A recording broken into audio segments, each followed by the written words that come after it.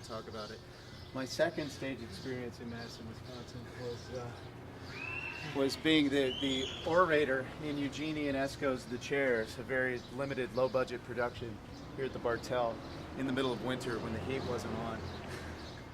And we had a dialogue of an hour and 15 minutes of an old man and an old woman hallucinating their way into this presentation that the old man was to give, that he'd hired a professional orator to come and deliver his speech, his sermon to the world, you know, to equivocate the life of the old man and his great happenings. And the old man and the old woman brought in all these old chairs for governors and heads of states and all the people who were going to be, and this is a thing that they rehearsed every night. And no one showed? And no one showed. It was just in their imagination. No, not the production, but at the actual play. Yes. Because they're rehearsing this every night and bringing in more chairs and more chairs and more chairs. Well, one night, the orator shows up. And it was me because a guy saw my first rock and roll band in which I would just scream in terror, babble insanely, and be generally terrifying. And he said, "I want you to be in my play." So we did it there, and I would frighten people every night. How serendipitous. Yeah, that's a good thing. Yeah, it is a good thing. And then we'll walk over to where I first started singing. Okay. So we're doing kind of a walking tour of your history of as a performer here in Madison. Well, now I can say, because there's no kids around. My actual first time on stage in Madison was at O'Cayz Corral. This really heavy-duty, hardcore group of dykes from San Francisco called Tribe 8 came and ate at Taqueria Gila Monster. I remember Taqueria. Oh, that was such a great Gila.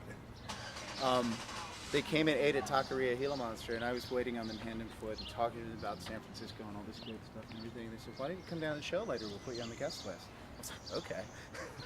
And I got in, I went to the show, and they have this interactive part of the show in which they require a man to come up and fillet the lead singer of the band during a number. And they kept throwing guys off stage who wouldn't participate and get into the, you know, showwomanship of it all. But here comes Steve So they Pedersen. said, "Where's Dave?" And I was like, "I'm over here." Like, "Will you behave, Dave?" And so my first stage diving too was also to from that stage. fillet a dyke. Yeah, it was awesome. It hurt though, and that was actually might have been before I was going started to ask throat about singing. the impact on your That's throat right. singing. It was pretty big. Let's see. Let's cross with this light. I think these people will let you do they it. may let us. Thanks. Hi. I'm going to take you to the place where I first started singing in good old Madison, Wisconsin, which is that stairwell right over there. When I got an interview at Latois, I came over here. Let's head this way. Pulled into the parking lot with my little resume in hand, walked into this this stairwell. You gonna step behind you? And just started toning and listening to the sound of that reverberation. And I would come here before work every day for a couple of hours and just sing. And as I was learning to do more stuff with my throat, Odessa once came in. She parked in the garage and I was upstairs singing. And she, hi. She came into this hallway and heard. I think this might be interesting acoustically. Mm-hmm. And she walked in the hallway and heard.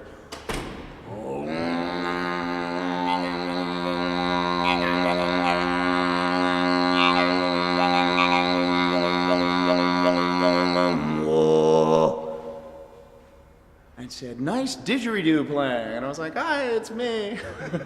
It's just my face. And yeah, I would sit up on the stairs up there, singing every day. And Maybe we need to get some shots from below going up. Yeah, okay. And vice versa. All right. from the what? Go on up. So you